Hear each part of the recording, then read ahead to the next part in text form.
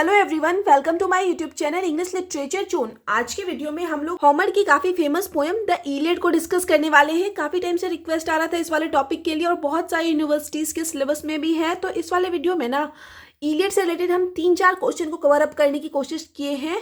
कौन कौन सा पॉइंट हम डिस्कस किए हुए पहले आप लोग को बता देते हैं। सबसे पहले तो इंट्रोडक्शन डिस्कस किए हुए हैं। अबाउट ऑथर जो है ये हम 4-5 लाइन में ही डिस्कस कर रखे हैं, क्योंकि होमर जो कि इलियड के ऑथर है ना, उनके बारे में बहुत कम नॉलेज अवेलेबल है। उसके बाद समरी डिस्कस कर रखे हैं, समरी को भी शॉर्ट में डिस्कस कर रखे हैं लगभग 3 पेज में, ताकि 10 to 12 मार्क्स का अगर आपके एग्जाम में क्वेश्चन आता है तो कुछ नहीं मैच करे तो आप उसमें समरी लिख सकते हो। ठीक है, ये याद रखना कि समरी लिखने से आपको ऑन एन एवरेज मार्क्स मिलता है।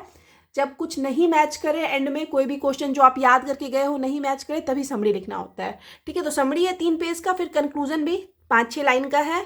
उसके बाद जो मेन क्वेश्चन है, जो कि इलियड का काफी इंपॉर्टेंट क्वेश्चन है, अगर आप लोग के सिलेबस में है इलियड तो कंफर्म चांसेस है कि ये पूछेगा character sketch of Achilles.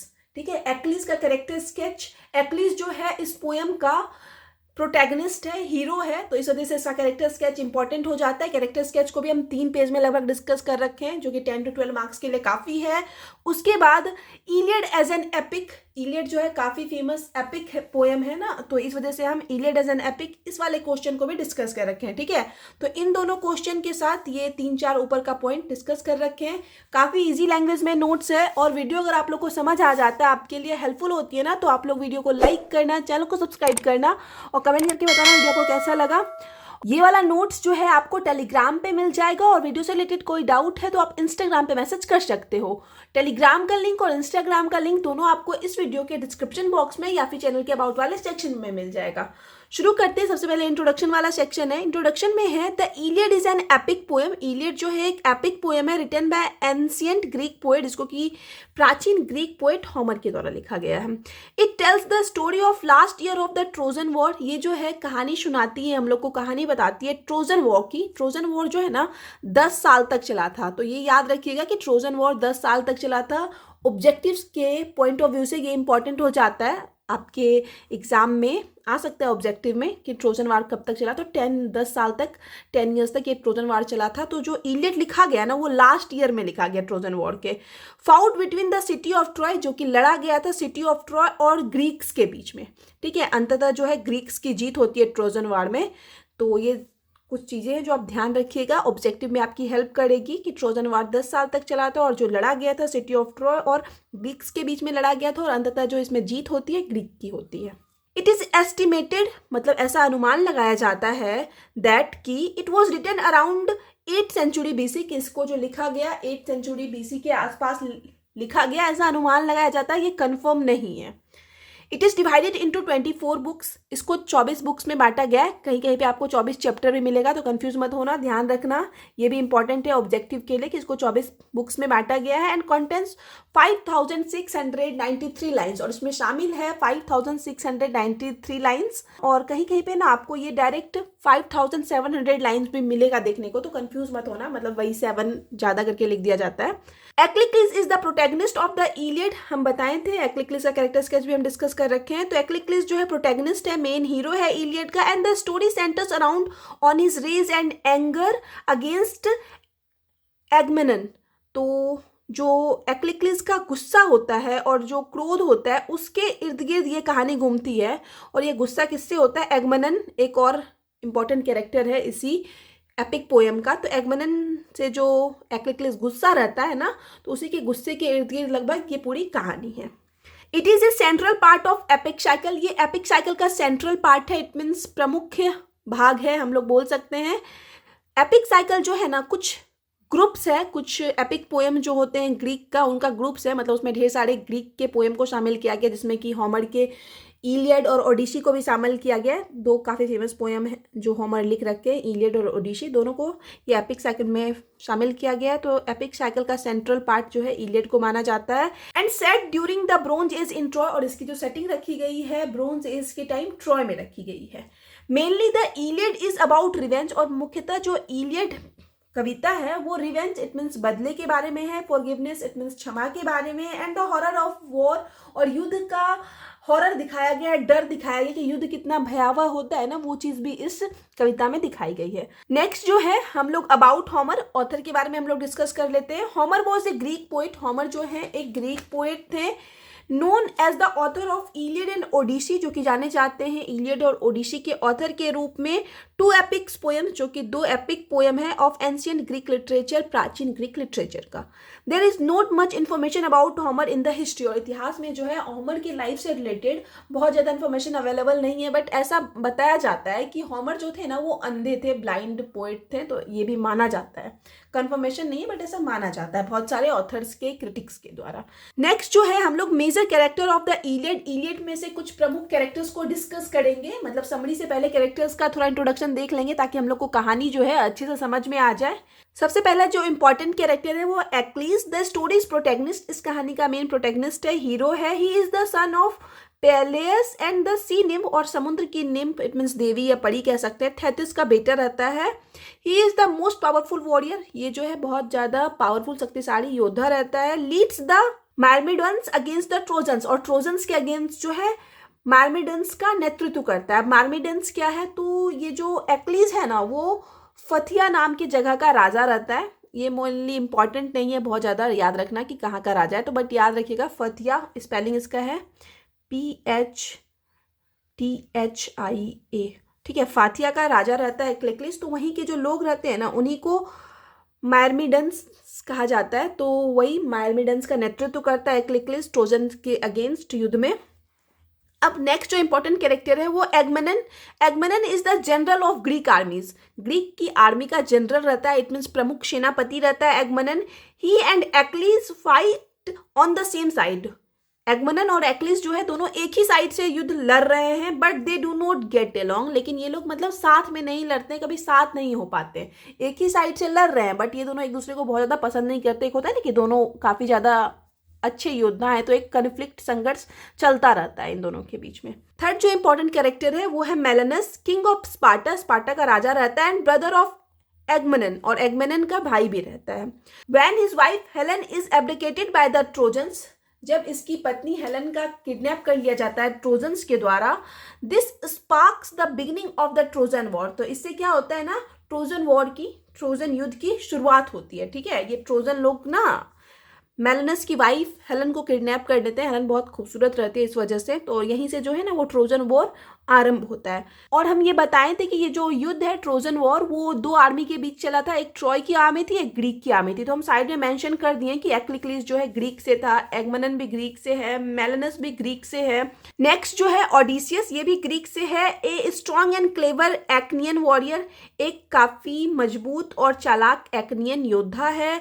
Next जो इंपॉर्टेंट कैरेक्टर है वो है पेरिस, जो कि ट्रॉय से रहता है। The younger prince of Troy, Troy का यंगर प्रिंस रहता है, इट मीन्स छोटा राजकुमार रहता है। He brings Helen to Troy, और यही जो है मेलनस की वाइफ हेलेन को किडनैप करके ट्रॉय लाता है and starts the Trojan war, और ट्रोजन वॉर आरंभ करता है, ठीक है। ये पेरिस की वजह से ही ट्रोजन वॉर शुरू हुआ है, क्योंकि पेरिस जो है मेलनस की वाइफ हेलेन को ट्रॉय ले आया है। उसके बाद नेक्स्ट इंपॉर्टेंट कैरेक्टर है Hector, the eldest prince of Troy. Troy का जो बड़ा राजकुमार रहता है वो है Hector, and brother of Paris, Paris का भाई भी रहता है। एक ग्रेट फाइटर, ये भी एक महान योद्धा रहता है, एंड रिजेंट्स हिज ब्रदर पेरिस, और अपने भाई पेरिस से ना गुस्सा रहता है, नाराज रहता है। For starting the war by abdicating Helen, क्योंकि जो पेरिस है वो हेलेन का अपहरण करके ले आया था, जिस वजह से युद्ध शुरू हुआ था। तो इस वजह से हेक्टर जो है अपने भाई पेरिस से गुस्सा रहता है कि मतलब क्यों फालतू का युद्ध शुरू करना है, क्यों तुम हेलेन को ले आए, इस वजह से। अब जो नेक्स्ट इंपॉर्टेंट कैरेक्टर है वो ग्रीक का है, पैट्रिक्लस, एक्लिस बिलवेड फ्रेंड, एक्लिस का काफ़ी अच्छा दोस्त रहता है, एंड एडवाइजर और सलाहकार भी रहता है।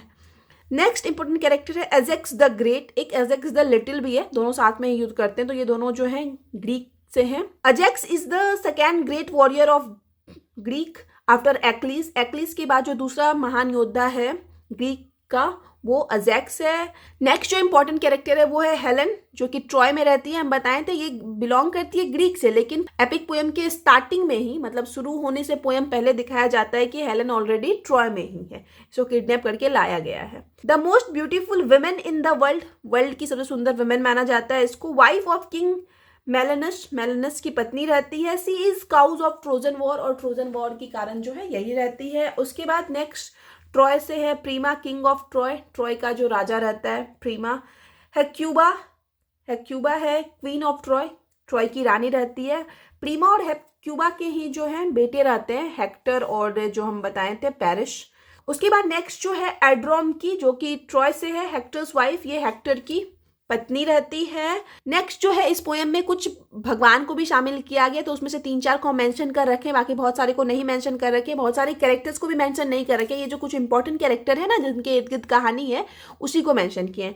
तो देख लेते हैं कौन 3-4 भगवान है। पहले तो ज्यूस है, किंग ऑफ गॉड्स, भगवान के राजा हैं ये। हेरा, क्वीन ऑफ गॉड्स, रानी है ये गॉड्स की। एंड ज्यूस वाइफ, और ज्यूस की पत्नी रहती है। Athena, goddess of wisdom, wisdom it means बुद्धि की गॉडेस रहती है, देवी रहती है। And daughter of juice, juice की डॉटर रहती है। अपोलो है, सन ऑफ ज्यूस, ज्यूस का बेटा है अपोलो। तो ये कुछ 3-4 इंपॉर्टेंट भगवान भी हैं जो इस पोएम में शामिल हैं। उसके बाद summary of the Iliad, Iliad के हम लोग समरी को पढ़ते हैं, 3 पेज में है, लगभग 3 पेज में खत्म हो जाएगा ये।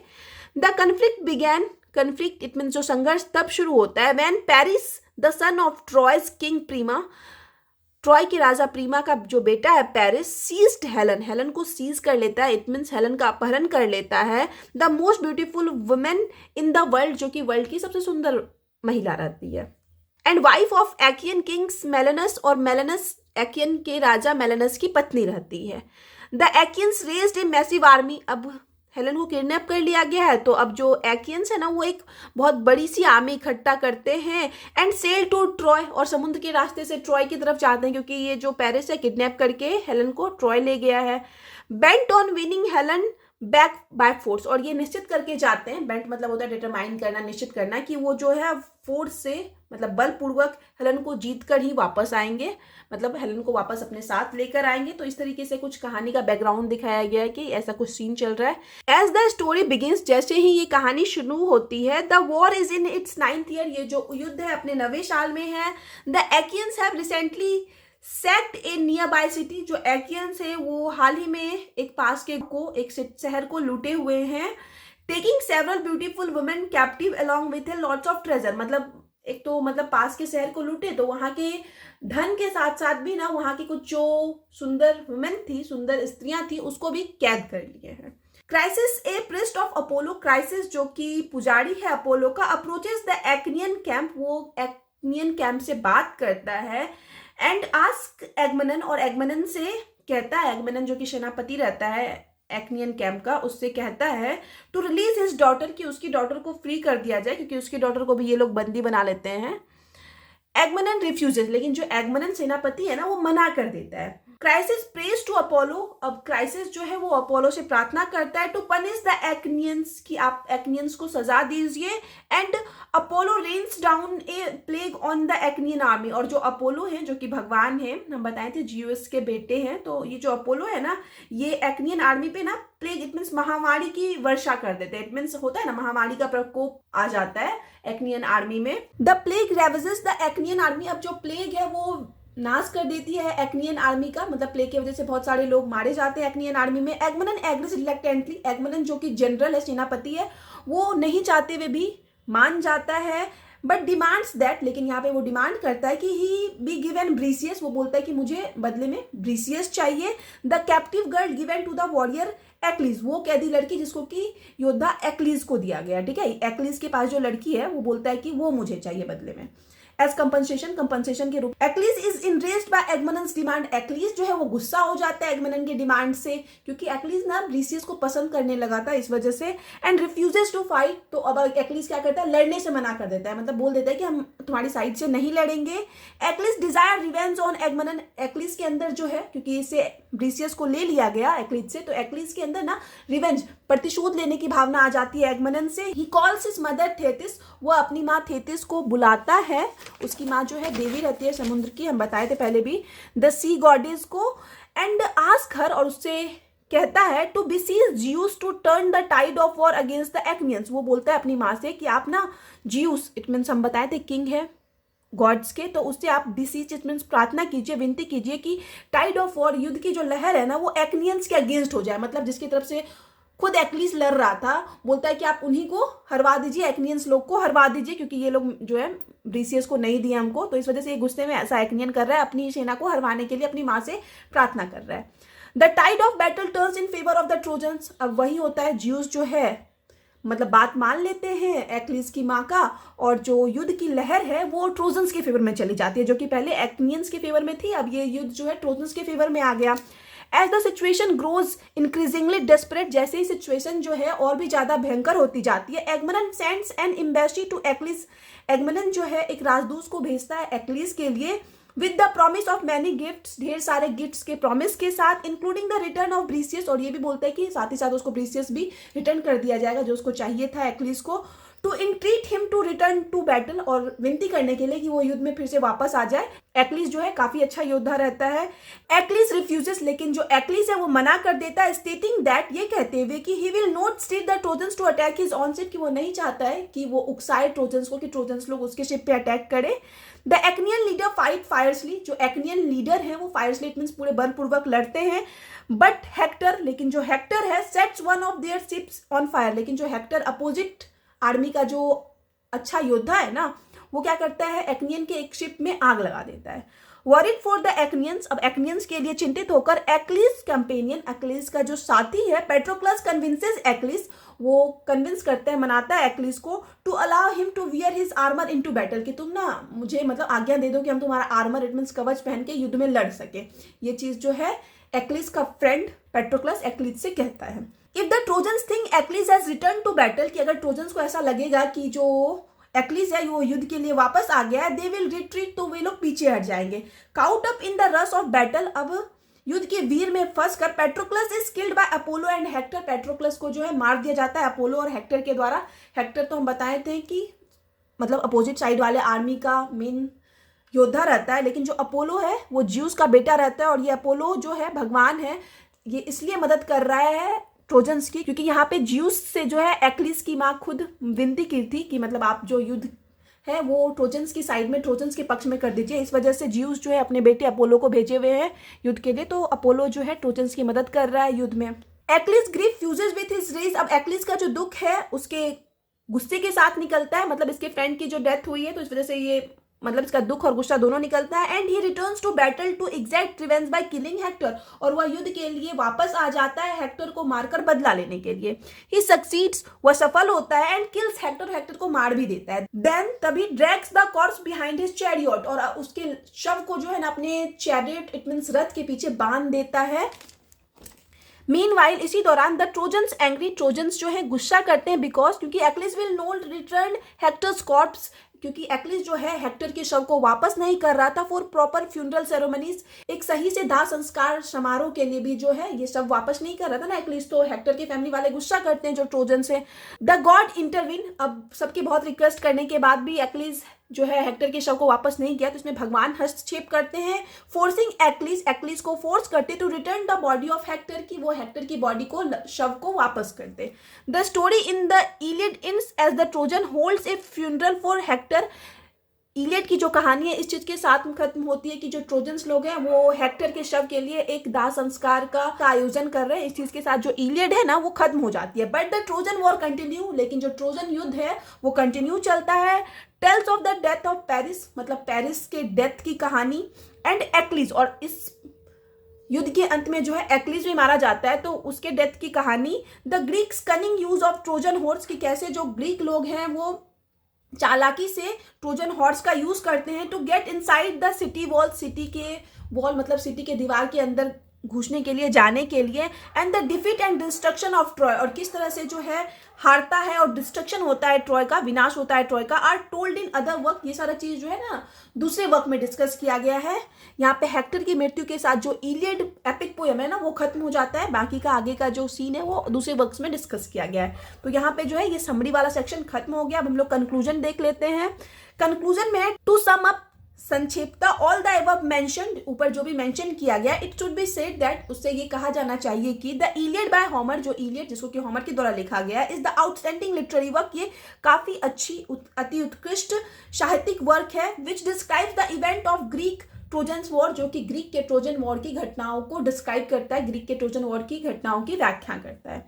It also explore the brutal and destructive nature of war. ये जो एपिक पोयम है वो ब्रूटल इट मीन्स निर्दयी और डिस्ट्रक्टिव इट मीन्स विनाशकारी प्रकृति को भी दिखाता है वॉर के, कि युद्ध की वजह से कितनी ज़्यादा हानि होती है। ये भी जो है इस एपिक पोयम के थ्रू दिखाया गया है। तो ये समरी वाला सेक्शन खत्म हो गया। अब जो है हम लोग एक्लिस के कैरेक्टर स्केच को डिस्कस करेंगे। ये भी लगभग हम 3 पेज में डिस्कस कर रखे हैं। Achilles is the greatest warrior of epic the Iliad written by Homer.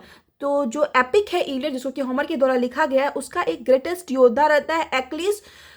दाऊ हालांकि there are many great warrior, इस एपिक में जो है ढेर सारे महान योद्धा है सच जैसे कि एगमनन है, हेक्टर है, अजेक्स है, यूलिसिस है, etc.. He is most excellent, लेकिन जो एक्लिस है वो सबसे ज़्यादा अच्छा है, सबसे ज़्यादा एक्सलेंट है। He has all the marks of a great warrior, उसके अंदर जो है एक महान योद्धा के सारे मार्क्स है, सारे चिन्ह हैं। He was the son of Peleus, वह जो है प्लेयस का बेटा रहता है। ए मॉर्टल जो कि एक मनुष्य है, एंड थेथिस एक गॉडेस और एक गॉडेस देवी थेथिस का बेटा रहता है। दस एक्लिस इज डेमीगॉड, इस प्रकार जो एक्लिस है वो डेमीगॉड रहता है, इट मीन्स उपदेवता रहता है। ही है सुपर नेचुरल पावर, उसके पास अलौकिक शक्तियां भी होती है क्योंकि वो एक मतलब भगवान का बेटा है ना, इस वजह से क्योंकि उसकी माँ भगवान है, गॉडेस है, तो इसके पास अलौकिक शक्तियां भी होती है। Achilles was fighting the Trojan war against the Trojan, Achilles जो है ट्रोजन वॉर युद्ध जो लड़ रहा है वो ट्रोजन्स के विरुद्ध लड़ रहा है। He was the bravest warrior of Achaean, Achaean जो आर्मी है ना उसका सबसे ब्रेवेस्ट वॉरियर, सबसे बहादुर जो है योद्धा है।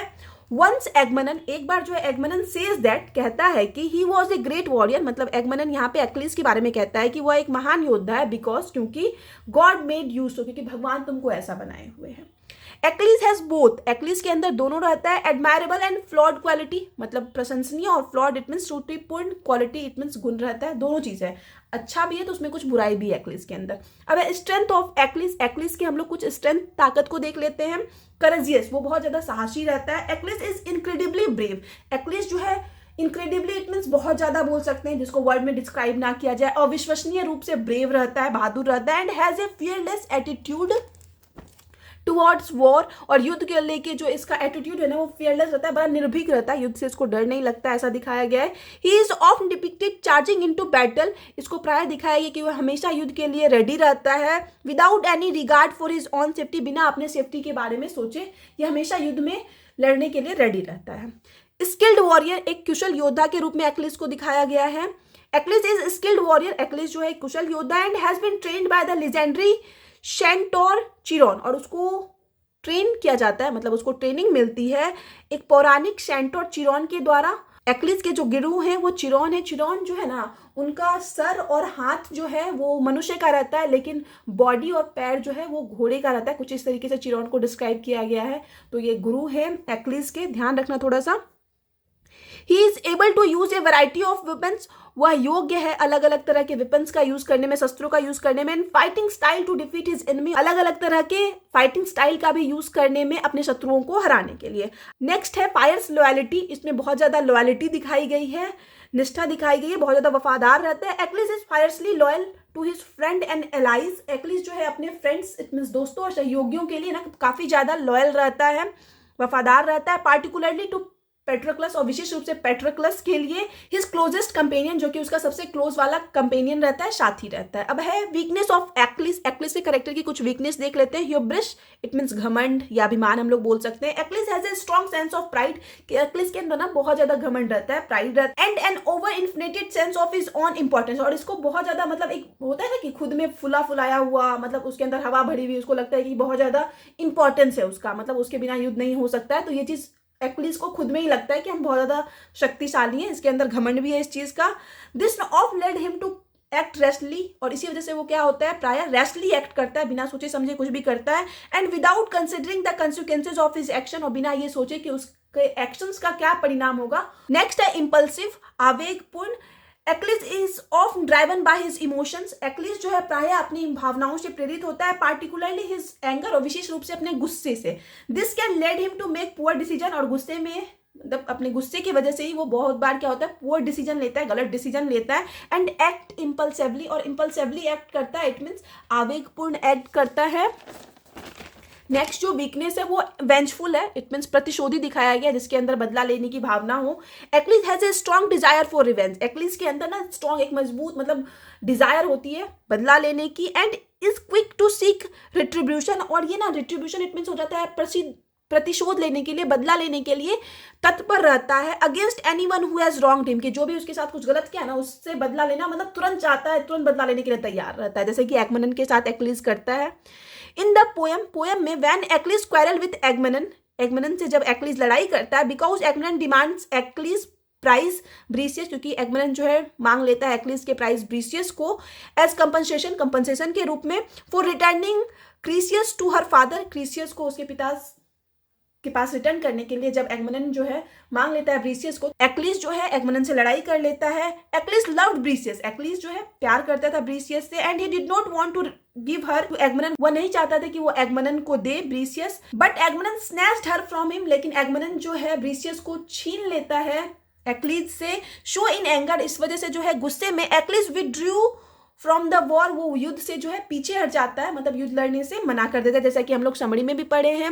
When Trojans came to know about the withdrawal of Achilles, और जब ट्रोजन्स जो कि अपोजिट साइड वाले योद्धा हैं उनको पता चलता है कि एक्लिस जो है युद्ध से पीछे हट गया है, देन हेक्टर, तभी जो हेक्टर है the bravest warrior of the trojans, Trojan का सबसे बहादुर योद्धा, स्टार्टेड टू स्लाउटर एक्नियन फियरलेसली, वो एक्नियन का जो है ना फियरलेसली बिना डरे स्लाउटर वध करना शुरू कर देता है, जब इसको पता चला कि एक्लिस जो है युद्ध के लिए नहीं आने वाला है, एंड डिस्ट्रॉइंग एवरीथिंग, और सब कुछ डिस्ट्रॉय कर रहा है। देन तभी पेट्रोक्लस एक्लिस फ्रेंड, पेट्रोक्लस जो कि एक्लिस का फ्रेंड है, रिक्वेस्टेड हिम, उससे रिक्वेस्ट करता है टू रिटर्न, वापस आने के लिए, टू वॉर, युद्ध के लिए, बट ही डिसएग्रीड, लेकिन यहाँ पे जो एक्लिस है मना कर देता है अपने फ्रेंड के बोलने के बाद भी, but he allowed his friend, लेकिन वो अलाउ करते हैं अपने फ्रेंड को, आज्ञा दे देता है to fight the war as Achilles, कि वो तुम जाके युद्ध लड़ो एक्लिस के रूप में, बाय वियरिंग हिज ड्रेस, उसके ड्रेस को पहन के, ड्रेस के बदले यहाँ पे बाय वियरिंग हिज आर्मर लिख सकते हो, क्योंकि यहाँ पे पेट्रोक्लस जो है एक्लिस का आर्मर, इट मीन्स कवच पहन के जाता है युद्ध के मैदान में, ताकि सबको लगे एक्लिस वापस आ गया युद्ध के लिए, ठीक है। Achilles friend Patroclus went to war, अब एक्लिस का फ्रेंड जो पेट्रोक्लस है वो उसके ड्रेस को पहन के, आर्मर कवच को पहन के युद्ध के लिए जाता है, एंड फाउट, और लड़ा भी, बट इन द एंड, लेकिन अंत में ही वो किल्ड बाय हेक्टर, उसको हेक्टर के द्वारा मार दिया जाता है। When Achilles came to know about his friend's death, और जब एक्लिस को पता चलता है उसके फ्रेंड की मृत्यु के बारे में, he became furious, वह क्रोधित होता है, and he came back to war, और युद्ध के लिए वापस आ जाता है, and this time, और अब की बार, he fought with हेक्टर, वो हेक्टर से लड़ा, and killed him, और उसको मार भी देता है। बट आफ्टर किलिंग हेक्टर, लेकिन हेक्टर को मारने के बाद ही वॉज नॉट सेटिस्फाइड, वो सेटिस्फाइड नहीं होता है, संतुष्ट नहीं होता है, उसका गुस्सा शांत नहीं होता है, so he took his corpse along with him, इसलिए जो है हेक्टर के शव को वो अपने साथ रखता है, एंड टॉर्चर्ड इट, और इसको टॉर्चर करता है, मतलब शव को इतना ज्यादा वो फ्रस्ट्रेटेड है अपने फ्रेंड की मृत्यु से कि हेक्टर के शव को भी रख के अपने साथ उसको टॉर्चर कर रहा है फॉर 10 डेज तक करता है ऐसा, until his father came to him, जब तक उसके पिता नहीं आते हैं उसके पास, हेक्टर के पिता, to beg for his son's corpse, अपने बेटे के शव के लिए बेग करने, विनती करने कि प्लीज मेरे बेटे का शव रिटर्न कर दो। तो बहुत बोलने के बाद जब बहुत सारे भगवान आते हैं, हस्तक्षेप करते हैं, जैसे कि समरी में बताए थे, तब जो है हेक्टर के शव को एक्लिस रिटर्न करता है। दस इन द एपिक एलियड, इस प्रकार जो है एपिक इलियड में Achilles is portrayed as a short tempered character, Achilles को जो है पोर्ट्रे किया गया एक शॉर्ट टेम्पर कैरेक्टर के रूप में, जिसको बहुत जल्दी गुस्सा आ जाए, जो जल्दी उग्र हो जाए। ही बिकम्स फ्यूरियस क्विकली, वह जो है बहुत जल्दी फ्यूरियस हो जाता है, क्रोधित होता है, and start to destroy everything, और सब कुछ डिस्ट्रॉय करना शुरू कर देता है। He wanted to help his enemy, वह अपने शत्रु की भी मदद करना चाहता है। वैन ही क्वेरल्ड विद एगमेमनन, जब उसकी लड़ाई एगमेमनन के साथ होती तो वो चाहता है ना कि जिस तरफ से वो लड़ रहा था, मतलब एक्नियन की तरफ से लड़ रहा था ना एक्लिस, बट वो चाहता है लड़ाई के बाद कि एक्नियन लोग ही युद्ध में हार जाए। So Achilles is a skilled warrior, इसलिए जो एक्लिस है वो एक कुशल योद्धा एंड लॉयल फ्रेंड है, बट लेकिन हिज हब्रिस एंड इम्पल्सिवनेस, लेकिन जो उसका ह्यूब्रिस है, इट मीन्स जो उसका घमंड है, और इम्पल्सिवनेस इट मीन्स आवेगशीलता है, of led him down a dangerous path, वो अक्सर जो है उसे एक खतरनाक रास्ते पे ले जाती है। तो ये एक्लिस का जो है कैरेक्टर स्केच यहाँ पे खत्म हो गया। नेक्स्ट जो है हम लोग इलियड एज एन एपिक है वो डिस्कस करेंगे। An epic is a long narrative poem, एक एपिक जो होता है वो एक लंबी नैरेटिव कविता होती है। नैरेटिव कविता वो होता है नैरेटिव पोएम जिसमें ना पोइट्री के थ्रू कोई कहानी बताई जाए, जैसे कि आप लोगों को क्लियर ही होगा कि इलियड में एक कहानी को डिस्कस किया गया है, तो नैरेटिव पोएम वैसी ही कविता को कहा जाता है। About the adventure of warriors and heroes, kings and gods, जो कि एडवेंचर्स के बारे में होता है, साहसिक कार्य के बारे में होता है, योद्धाओं के, हीरो के, राजाओं के और भगवान के। ठीक है, तो ऐसी कविता को ही एपिक कहा जाता है। There are two types of epic. Epic जो होता है दो प्रकार का होता है, one is primary epic and another is secondary epic. एक प्राथमिक एपिक होता है, एक द्वितीयक एपिक होता है। Primary epic is oral. Primary epic जो होता है वो ऑरल होता है, मौखिक होता है, बट नोट रिटन, लिखा गया नहीं होता है इसको। It comes from generation to generation, यह एक जनरेशन से दूसरे जनरेशन में हस्तांतरित होता है। फॉर एग्जाम्पल, जैसे अभी हम कोई कहानी सुने अपने दादाजी से, मेरे दादाजी सुने हुए होंगे अपने दादाजी से, वो अपने दादाजी से सुने हुए होंगे, इसी तरह वो कहानी जाके आज हम लिखने का डिसाइड किए, तो इसी को कहा जाता है कि ऑरली ये एक जनरेशन से दूसरे जनरेशन तक चलता आ रहा है और अंत में इसको हम लिखें। तो इसी तरीके से ना इलियड के साथ भी यही हुआ था, पहले जनरेशन टू जनरेशन ये ना ऑरली ट्रांसमिट हुआ, इट मीन्स मौखिक रूप से हस्तांतरित हुआ। फॉर एग्जाम्पल, उदाहरण के लिए द इलियड बाय होमर, जो इलियड है होमर के द्वारा लिखा गया, इज ए प्राइमरी एपिक, ये एक प्राइमरी एपिक है। It was originally composed hourly, इसको जो है वास्तविक रूप से जो कंपोज किया गया था वो मौखिक रूप से किया गया था। And after centuries of oral transmission, और शतकों के ऑरल ट्रांसमिशन, इट मीन्स मौखिक हस्तांतरण के बाद, it was finally written down, अंततः इसको लिखा गया। ठीक है, पहले बहुत सेंचुरीज तक इसका ऑरली ट्रांसमिट किया गया था, मतलब मौखिक रूप से इसका हस्तांतरण किया गया था। The Iliad holds all the salient features of an epic. एक एपिक का जो भी सैलिएंट, इट मीन्स मुख्य फीचर होता है, मुख्य विशेषता होता है, वो सारा इलियड में है। Which are examines as follow, जिसको कि हम नीचे इस प्रकार से पढ़ सकते हैं या देख सकते हैं। पहला जो है, the epics are all based on some historic events. Epics जो होता है ना मोस्टली कोई हिस्टोरिक इवेंट, इट मीन्स ऐतिहासिक घटना पे बेस्ड होता है। The Iliad deals with the Trojan war. Iliad जो है संबंधित है ट्रोजन वॉर से। That was a historic event, जो कि एक हिस्टोरिक इवेंट है, ऐतिहासिक घटना है। सेकेंड है, an epic is a long narrative poem. Epic जो होती है एक लंबी नैरेटिव पोएम होती है। नैरेटिव पोएम हम बता ही दिए, जिसके थ्रू कोई कहानी कही जाए। This features of an epic is preserved in the Iliad. ये जो विशेषता है एपिक की वो भी हम लोग को मेंटेन मिलता है इलियड में। It was originally written in Greek. इसको जो वास्तविक रूप में लिखा गया था पहले ग्रीक में लिखा गया था। And began widely translated into other language, और फिर बृहत रूप से बड़े पैमाने पर इसको ट्रांसलेट किया गया बहुत सारे दूसरी लैंग्वेज में भी, इंक्लूडिंग इंग्लिश, जिसमें कि इंग्लिश भी शामिल है। द ओरिजिनल ग्रीक वर्जन है, जो वास्तविक ग्रीक वर्जन है इस पोएम का, अबाउट 5700 लाइन्स, वो लगभग 5700 लाइन्स में लिखा गया है। And is divided into 24 books, और उसको 24 बुक्स या फिर 24 चैप्टर हम बताए थे में डिवाइड किया गया है। Is detailing the battles and events of a few weeks of the final year of the Trojan war, जिसमें कि सारा चैप्टर, सारा बुक जो है ना ट्रोजन वॉर के फाइनल ईयर के फ्यू वीक्स की घटनाओं को डिस्कस करता है। फ्यू वीक्स इट मीन्स आखिरी सप्ताह की कुछ घटनाओं को जिसमें डिस्कस किया गया है। अब नेक्स्ट है, a primary epic begins in the middle of the things. जो प्राइमरी एपिक होता है ना वो चीज़ों के बीच से शुरू होता है, मतलब कहानी को बीच से शुरू किया जाता है। And usually have flashback to show earlier portion of the story, और स्टोरी के अर्लियर पोर्शन को, शुरुआती चीज़ को दिखाने के लिए फ्लैशबैक का यूज़ किया जाता है, एक मतलब स्मृति का यूज़ किया जाता है। फॉर एग्जाम्पल, हम लोग को पता है कि इलियड जो शुरू हुआ था ट्रोजन वॉर के 10वें साल में शुरू हुआ था, 9 साल बीतने के बाद। तो कैसे हम लोग को जो युद्ध का मेन रीजन रहता है वो फ्लैशबैक के रूप में पता चलता है कि हेलन को किडनैप कर लिया गया था पेरिस के द्वारा, इस वजह से युद्ध शुरू हुआ, तो ये फ्लैशबैक के रूप में पता चला। इस वजह से ये वाला जो फीचर्स है एपिक का वो भी इलियड में अवेलेबल है। The Iliad the tale starts after a nearly 10th year war. जो द इलियड है उसकी कहानी स्टार्ट होती है लगभग 10वें साल के युद्ध में, between the united powers of Greece, जो कि है ग्रीस की संयुक्त शक्तियों, और and the forces of city of Troy and their allies. City of Troy के सेनाओं और उनके सहयोगियों के बीच है। ठीक है, दो लोगों के बीच यहाँ पे युद्ध दिखाया गया है, यूनाइटेड पावर ऑफ ग्रीस और दूसरे जो है forces of city of Troy and उनके सहयोगी। An epic starts with invocation. Epic जो होता है एक इन्वोकेशन से स्टार्ट होता है, एक वंदना से, प्रार्थना के से स्टार्ट होता है, टू ए डिवाइन फोर्स और गॉड एंड गॉडेस। मतलब एपिक के स्टार्टिंग में ना कोई दिव्य शक्ति से या फिर देवी देवताओं से प्रार्थना किया जाता है। The Iliad also begins with such an invocation. जो इलियड है वो भी एक इन्वोकेशन, इट मीन्स एक वंदना, एक प्रार्थना के साथ ही शुरू होता है।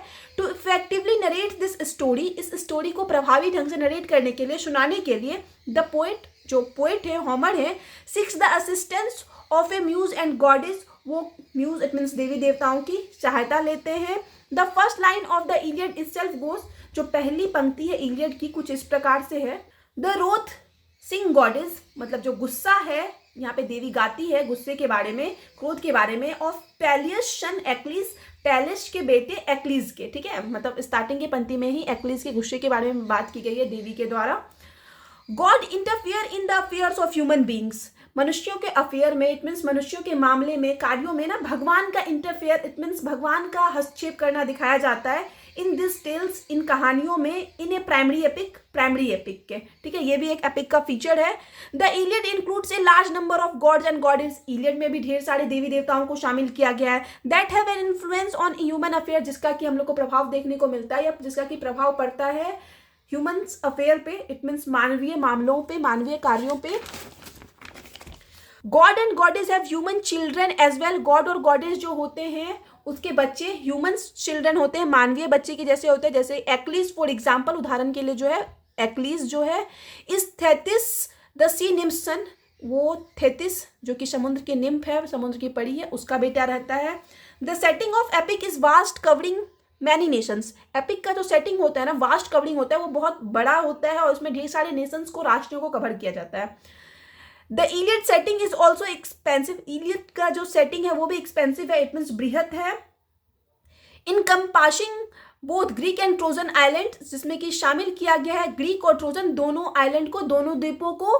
नेक्स्ट पॉइंट है कि epic uses the epic simile, epic में ना एपिक सिमली का यूज किया जाता है। सिमली जो होता है उपमा होता है, जिसमें दो अलग अलग चीजों के बीच में कंपैरिजन किया जाता है। तो नॉर्मली सेंस में हम लोग सिमली को समझ सकते हैं कि सिमली के थ्रू दो अलग अलग चीजों के बीच में कंपैरिजन किया जाता है। Epic simile is another important feature of an epic, एक एपिक का जो है एक महत्वपूर्ण फीचर होता है कि इसमें एपिक सिमली यूज किया जाता है। Epic Simli means, epic Simli का अर्थ होता है एन ओपन कंपैरिजन, एक खुला कंपैरिजन दिखाया जाता है बिटवीन टू डिफरेंट और डिसिमिलर थिंग्स और ऑब्जेक्ट्स, दो अलग अलग, दो भिन्न चीजों और ऑब्जेक्ट्स के बीच में यहाँ पे खुला कंपैरिजन दिखाया जाता है एपिक सिमली के थ्रू। सच है जैसे कि इन द इलियड, इलियड में Hector has been compared to a boar, Hector को जो है कंपेयर किया गया है एक बोर, इट मीन्स शुअर से, एंड ए लायन, और एक शेर से भी। जैसे कि इस तरीके का लाइन यूज किया गया था हेक्टर के लिए, he was like a wild boar, मतलब एक जंगली शुअर के रूप में, और he lion when he turns this way, ऐसा लाइन हेक्टर के लिए इस एपिक में यूज किया गया।